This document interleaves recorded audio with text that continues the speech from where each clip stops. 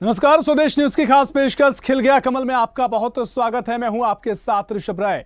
खिल गया कमल इसलिए क्योंकि 4 राज्यों के मतगणना के परिणाम आना शुरू हो गए हैं और साथ ही भारतीय जनता पार्टी 3-1 से बाजी मारते नजर आ रही है। मध्य प्रदेश में बीजेपी प्रचंड बहुमत से अपनी सरकार बना रही है, राजस्थान में बीजेपी की सरकार बन रही है और सबसे चौंकाने वाला मामला छत्तीसगढ़ में भी भारतीय जनता पार्टी अपनी सरकार बना रही है। क्योंकि जिस तरीके से जो आंकड़े सामने आ रहे हैं, जो रुझान देखने को मिले हैं, 50+ सीटों पर यहां पर बीजेपी देखने को मिल रही है और साथ ही एक बड़ी बहुमत के साथ बीजेपी सरकार बना रही है। क्योंकि इससे पहले जो एग्जिट पोल सामने आए थे उनमें कांग्रेस की सरकार बनती नजर आई थी और तमाम मुद्दों का भी जिक्र कर लें, भूपेश बघेल की छवि का जिक्र कर लें, उसके बावजूद भी यहां पर कांग्रेस की सरकार बनना दिखाई दे रही थी। लेकिन इस बार जो रिजल्ट आए हैं उन्होंने सभी कयासों पर विराम लगा दिया है और स्थिति स्पष्ट देखने को मिल रही है और शाम तक और भी स्थिति स्पष्ट हो जाएगी। और साथ ही तमाम जो छत्तीसगढ़ सरकार में कांग्रेस के मंत्री हैं वो भी यहां पर पीछे चलते नजर आए। तो ऐसे में कांग्रेस के लिए तमाम सवाल और मंथन करने का एक समय,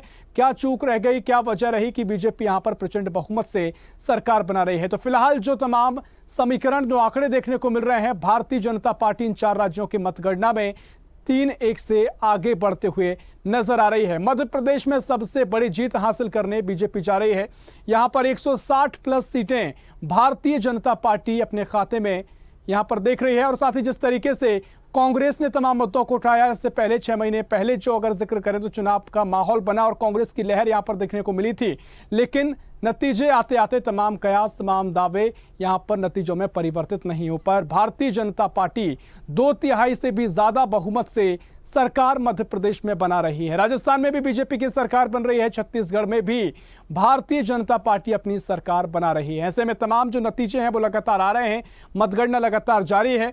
हालांकि जो अब मतगणना के बाद जो रिजल्ट की स्थिति अब देखने को मिल रही है, जो भी परिणाम होंगे ज्यादा अंतर उनमें रहेगा नहीं, क्योंकि जिस तरीके से परिणाम जो आ गए हैं वो मुख्य रूप से मध्य प्रदेश, छत्तीसगढ़, राजस्थान में बीजेपी की सरकार बनती नजर आ रही है और साथ ही तेलंगाना में कांग्रेस की यहां पर लहर देखने को मिली है। तेलंगाना में 65+ सीटें कांग्रेस के खाते में जाती हुई दिखाई दे रही हैं और 119 सीटों में कांग्रेस यहां पर बड़े अंतर से सरकार बनाने जा रही है। तो मध्य प्रदेश, छत्तीसगढ़ और राजस्थान में भारतीय जनता पार्टी विजय हासिल कर रही है। वहीं भारतीय जनता पार्टी के प्रदेश कार्यालय में जश्न की शुरुआत भी हो गई है। अलग अलग जगह से आपको तस्वीरें भी हम दिखा रहे हैं, जहां भारतीय जनता पार्टी के मध्य प्रदेश के भोपाल स्थित कार्यालय में जश्न की शुरुआत हुई और तमाम दिग्गज नेता यहां पहुंच रहे हैं। बैंड बाजे से यहां पर जश्न देखने को मिल रहा है। छत्तीसगढ़ में भी बीजेपी में जमकर जश्न देखने को मिल रहा है। डॉक्टर रमन सिंह लगातार कहते आए थे, जो दावे करते आए थे कि यहां पर बीजेपी सरकार बना रही है, ठीक उसी तरह जो आंकड़े उन्होंने पहले दिए थे, 50+ सीटें यहां पर भारतीय जनता पार्टी के खाते में दिखाई दे रहे हैं। छत्तीसगढ़ में तमाम फैक्टर यहां पर रहे, आदिवासी फैक्टर बड़ा मुद्दा। यहां पर आदिवासियों को लगातार जो सीटें थी, चाहे बस्तर संभाग की बात करें या राजनांदगांव की बात करें, तमाम जो सीटें यहां पर थी, यहां पर कांग्रेस के समर्थन में यहां का मतदाता वोट करते आया था। लेकिन इस बार भारतीय जनता पार्टी को यहां से जीत मिलती नजर आई है। यही वजह है कि तमाम फैक्टर होने के बाद भी, तमाम कांग्रेस का कार्य करने के बावजूद भी और जिस तरीके से मुख्यमंत्री भूपेश बघेल का चेहरा रहा, लगातार वे आखिर तक जनसंपर्क करते रहे, ताबड़तोड़ मेहनत उन्होंने की, संगठन सक्रिय रहा, उसके बावजूद भी यहां पर भारतीय जनता पार्टी की सरकार बनने जा रही है। इसके पीछे प्रधानमंत्री मोदी का चेहरा एक बड़ी वजह मानी जा रही है और साथ ही महिलाओं के वोट यहां पर भारतीय जनता पार्टी के खाते में ज्यादा पड़े दिखाई दिए हैं। जहां महतारी वंदना योजना की बात हो या जिस तरीके से तमाम चुनावी घोषणा पत्र जारी किया गया, संकल्प पत्र जारी किया गया, उसमें बीजेपी ने कहीं ना कहीं कांग्रेस से यहाँ पर आगे आती दिखाई दी है और कांग्रेस को अब आत्ममंथन करने की यहाँ पर जरूरत ज्यादा दिखाई देती है। वहीं मध्य प्रदेश में मुख्यमंत्री शिवराज सिंह चौहान ने 160+ सभाएं की, जिसका फायदा सीधा भारतीय जनता पार्टी को मिला है। सीधा आपको और भी अपडेट्स के लिए सीधा रायपुर चलेंगे, जहां हमारे सहयोगी शशिकांत साहू हमारे साथ लाइव जुड़ गए हैं और सीधा जयपुर से सद्दाम खान हमारे साथ लाइव जुड़ गए हैं। पहले शशिकांत, आपके पास में आऊंगा। जिस तरीके से परिणाम देखने को मिल रहे हैं, हालांकि मतगणना जारी है, स्पष्ट स्थिति आगे चलकर और भी ज्यादा होगी, लेकिन जो परिणाम देखने को मिले हैं छत्तीसगढ़ में खासकर सबसे ज्यादा चौंकाया है आम जनता को और जिस तरीके से देश भर की निगाहें छत्तीसगढ़ में थी और मुख्यमंत्री भूपेश बघेल लगातार जनसंपर्क करते आए थे, क्या कुछ वजह रही, क्या फिलहाल स्थिति दिखाई दे रही, क्या अपडेट है शशिकांत? बिल्कुल ऋषभ, देखिए छत्तीसगढ़ में जो नतीजे अब तक जो सामने आए हैं काफी चौंकाने वाले हैं। हर एक व्यक्ति को जो है यह जो नतीजा है वो चौंकाने वाले हैं। जिस तरह से कांग्रेस ने 75 प्लस का जो है टारगेट दिया था, लेकिन इस जो टारगेट है उसको तो कायम नहीं कर पाए। लेकिन जो है बीजेपी ने 55 सीट के साथ काफी बढ़त बना ली है। बीजेपी अब निश्चित तौर से देश में जा रही है। राजस्थान में भी जो है कमल खिल गया है। बीजेपी ने यहाँ सरकार 55 सीटों के साथ बढ़त में बनाए हुए हैं। तमाम नेता है उन्हें बीजेपी के नेताओं ने दी है। मुख्यमंत्री भूपेश बघेल और जो है मंत्री उमेश पटेल, इसके अलावा कवासी लखमस्तीन ऐसे मंत्री हैं जिन्होंने अपने सीट को बचा पाया है। बाकी जो है मंत्री, तमाम जो मंत्री हैं वो हार गए हैं। चाहे मंत्री शिव डहरिया की बात की जाए या उप मुख्यमंत्री टी.एस. सिंहदेव की बात की जाए या मोहन मरकाम की बात की जाए, तमाम मंत्री जो है हार की जो है सामना करना पड़ा है। रायपुर जिले की बात की जाए तो रायपुर जिले के 7 विधानसभा सीटों में बीजेपी को बड़ी जीत देखने को मिली है। तो बीजेपी कार्यालय समेत तमाम जो विधानसभा क्षेत्र है वहां खुशी की लहर देखने को मिल रही है। जी शशिकांत, मैं आपको एक मिनट रोकना चाह रहा हूं। और छत्तीसगढ़ के साथ साथ ही अब राजस्थान में भी बीजेपी की सरकार बनने जा रही है और मुख्यमंत्री अशोक गहलोत भी इस्तीफा शाम तक देंगे। और साथ ही क्या कुछ उन्होंने कहा है, क्योंकि भारत नई सरकार को शुभकामनाएं वो देते नजर आए हैं, आइए आपको सुनाते हैं। पर जो भी मैंडेट आया है जनता का, मैंने पहले ही कहा जनता माई बाप है। लोकतंत्र में जो भी फैसला आएगा उसको हम विथ ह्यूमिलिटी स्वीकार करेंगे और नई सरकार जो बनेगी उसको हमारी शुभकामनाएं हैं। अच्छे काम करके दिखाएं, ये हमारी भावना रहेगी उनके साथ में, पूरा सहयोग रहेगा उनके साथ। ये लगता है कि जो स्कीमें शानदार थी हमारी, कानून हमने ऐतिहासिक बनाए, पूरे देश में चर्चा उसकी है। स्कीमें ऐसी बनाई जो पूरे देश में चर्चा हो रही है। पहली बार राजस्थान की चर्चा हिंदुस्तान के हर राज्य में होती है और गारंटी हमने दी वो शानदार थी। उसके बावजूद भी जो नतीजे आए हैं वो चौंकाने वाले। तो यहाँ पर अशोक गहलोत ये बात कह रहे हैं कि जो नतीजे हैं वो चौंकाने वाले हैं और जिस तरीके से योजनाएं गहलोत सरकार में बनी उसका जिक्र पूरे हिंदुस्तान में हुआ। सीधा जयपुर चलेंगे जहां हमारे सहयोगी सद्दाम खान हमारे साथ लाइव जुड़े हुए हैं। सद्दाम, फिलहाल क्या कुछ आंकड़ेबाजी की स्थिति है और साथ ही मुख्यमंत्री ने तो शुभकामनाएं दे दी हैं और इस्तीफा भी थोड़ी देर बाद देंगे।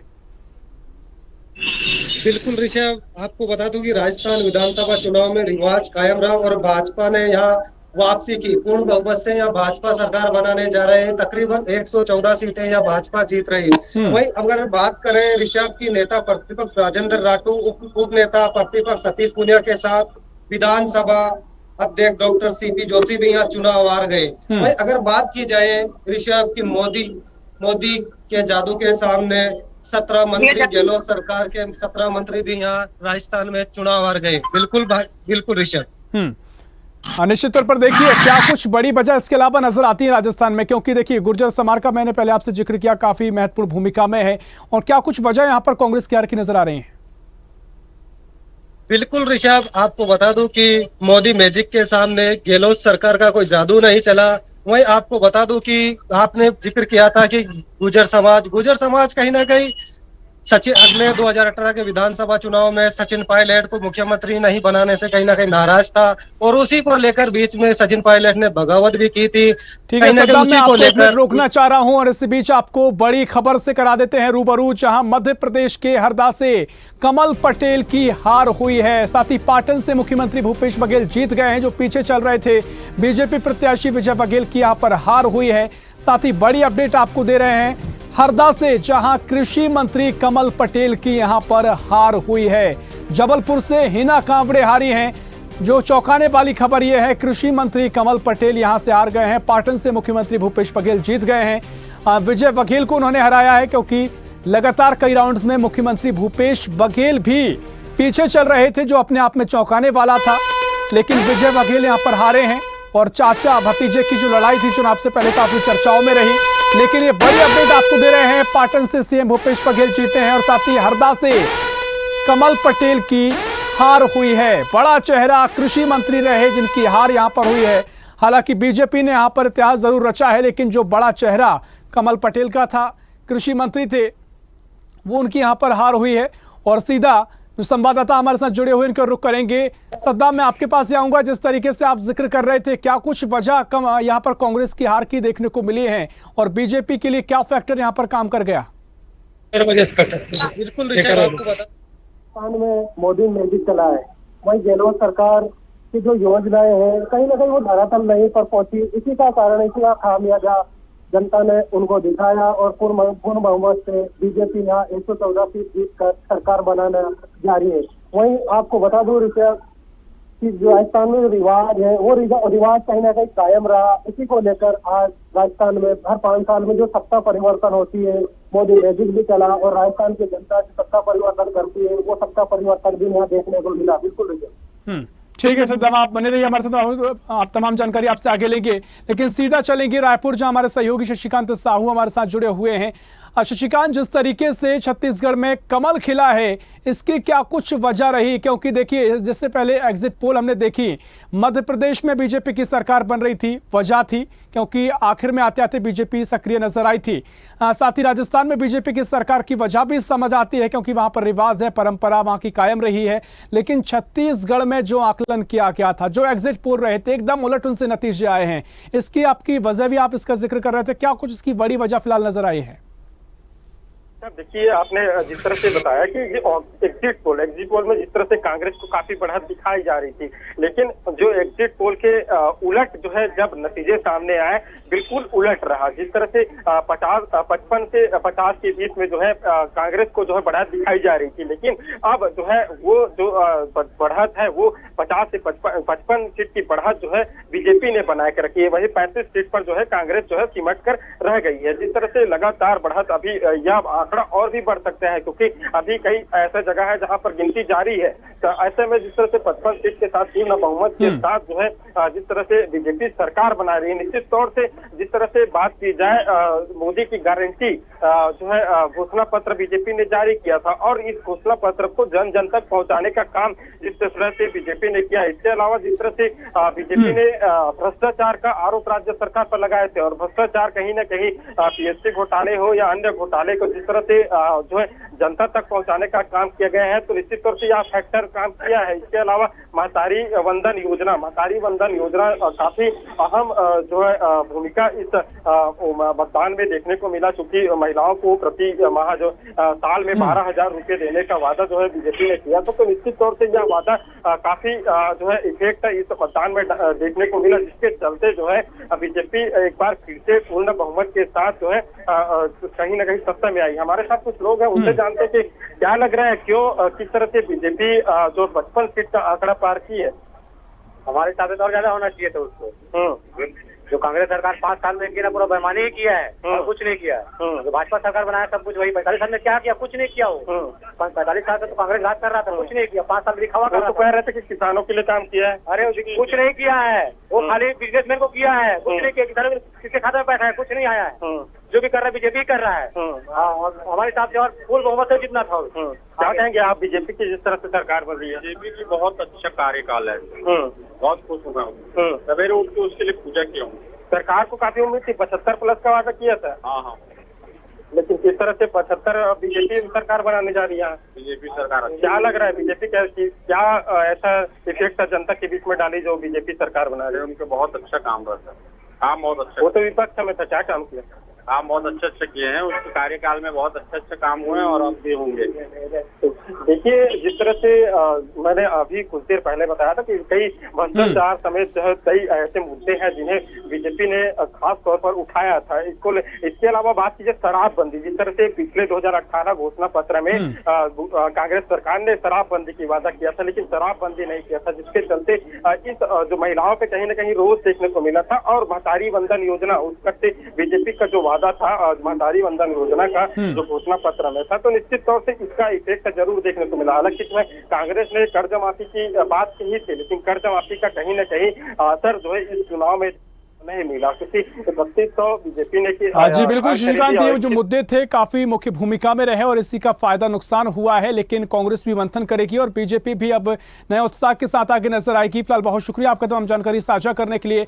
और इसी बीच बड़ी अपडेट आपको दे दें, जहां टीएस सिंहदेव की हार हुई है, दीपक बैज को भी हार मिली है। तो ये बड़ी अपडेट आपको दे रहे हैं। प्रद्युमन सिंह तोमर यहां से जीते हैं ग्वालियर से और टीएस सिंहदेव अंबिकापुर से हार गए हैं। और साथ ही उनके अलावा दीपक बैज जो कि प्रदेश कांग्रेस अध्यक्ष भी थे, उनकी भी हार मिली है। प्रद्युमन सिंह तोमर यहां पर जीते हैं।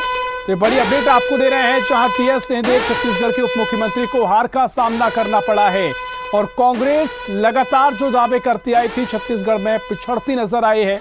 जो एग्जिट पोल के नतीजे थे वो बिल्कुल भी यहां पर उलट साबित हुए हैं और एक बिल्कुल भी नतीजों से मेल नहीं खा रहे हैं। टीएस सिंहदेव बड़ा नाम छत्तीसगढ़ के उप मुख्यमंत्री थे और साथ ही आगामी समय में उनको मुख्यमंत्री के चेहरे के रूप में देखा जा रहा था, लेकिन उनको बड़ी हार का सामना करना पड़ा है।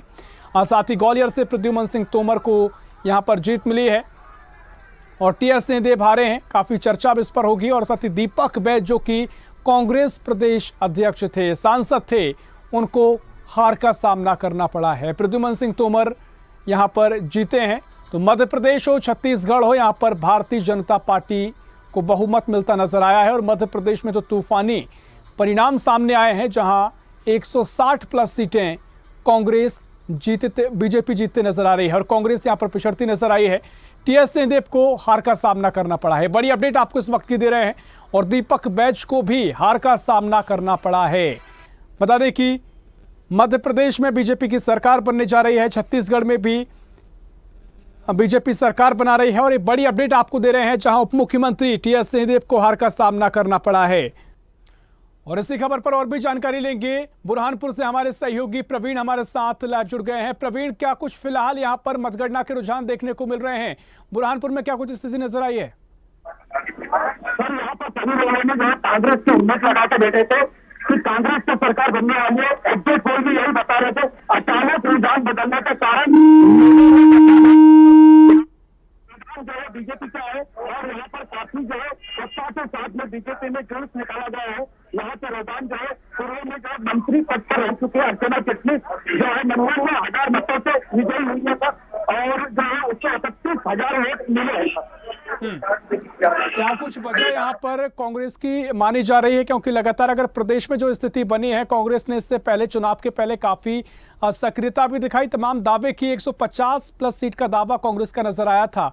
लेकिन बुरहानपुर पूरे क्षेत्र की मैं बात करूं तो क्या वजह है कि कांग्रेस पिछड़ी है?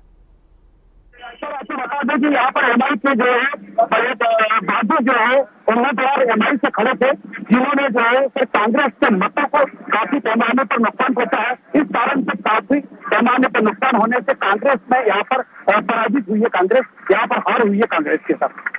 फिलहाल कोई जश्न की तस्वीरें हो? क्या कुछ आपने अभी तक जश्न की तस्वीरें देखी कि जश्न शुरू हो गया है? सर, अभी जो है कुछ समय में यहाँ जश्न चालू होने वाला था बीजेपी की ओर से। सर बिल्कुल, बहुत शुक्रिया आपका तमाम जानकारी साझा करने के लिए। तो मध्य प्रदेश से तमाम जो रुझान निकलकर सामने आए हैं, भारतीय जनता पार्टी एक तरफा सरकार बनाने जा रही है और साथ ही 2/3 का भारी बहुमत के साथ बीजेपी की सरकार मध्य प्रदेश में बन रही है। और ये स्थिति तब है जब मध्य प्रदेश में सत्ता विरोधी लहर होने का दावा किया गया। कांग्रेस ने तमाम दावे किए, 150 प्लस सीटें लाने का दावा किया, लेकिन जो परिणाम आए बिल्कुल ये दावे नतीजों में परिवर्तित नहीं हो सके। लेकिन सीधा जयपुर चलेंगे, जहां हमारे सहयोगी सद्दाम खान हमारे साथ लगातार जुड़े हुए हैं। सद्दाम, फिलहाल क्या कुछ स्थिति आपको वहां पर दिखाई दे रही है कि जश्न दिखाई दे रहा है? और निश्चित तौर पर कांग्रेस के सूबे में तो मायूसी देखने को मिल रही होगी। आपको बता दो कि राजस्थान में बीजेपी सरकार पूर्ण बहुमत से सरकार बनाए देने जा रहे हैं। बीजेपी के जो खेमे में खुशी का माहौल है।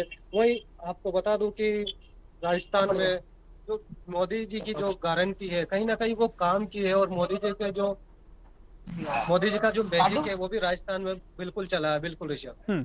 हाँ बिल्कुल, देखिए सद्दाम, एक महत्वपूर्ण चीज यह है कि राजस्थान में जब भी चुनाव नजदीक थे उस समय कोई चेहरा ना होना लगातार एक सवाल निशान बना हुआ था कि अगर राजस्थान में मुख्यमंत्री का चेहरा कोई सामने नहीं है तो क्या नुकसान तो नहीं हो जाएगा। लेकिन क्या इसी एक चीज का फायदा बीजेपी को मिला?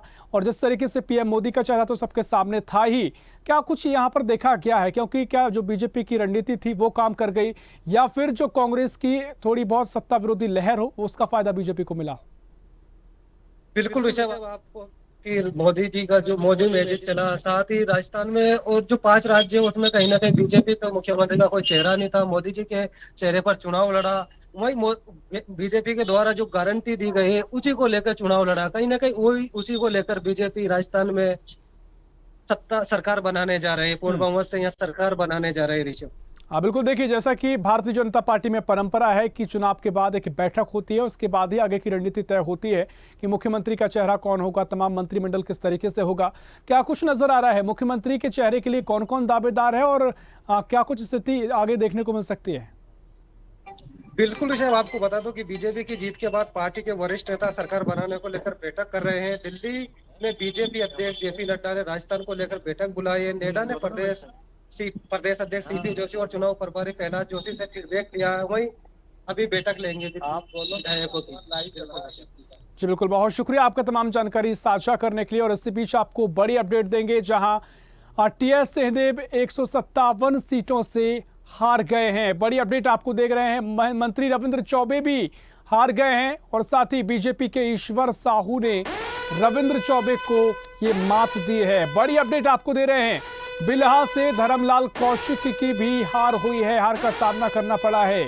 बीजेपी के अजय चंद्राकर जीते हैं, तो ये बड़ी अपडेट आपको दे रहे हैं। टीएस सिंहदेव 157 मतों से हारे और साथ ही मंत्री रविंद्र चौबे जो कि कृषि मंत्री थे, उनको भी हार का सामना करना पड़ा है। भारतीय जनता पार्टी के ईश्वर साहू ने उनको करारी मात दी है। बिल्हा से धर्मलाल कौशिक को हार का सामना करना पड़ा है और छत्तीसगढ़ सरकार में जो तमाम मंत्री थे उनको भी यहां पर हार का सामना करना पड़ा है। तो चौंकाने वाले नतीजे हैं, जहां टीएस सिंहदेव को भी 157 सीटों से वोटों से हार का सामना करना पड़ा है।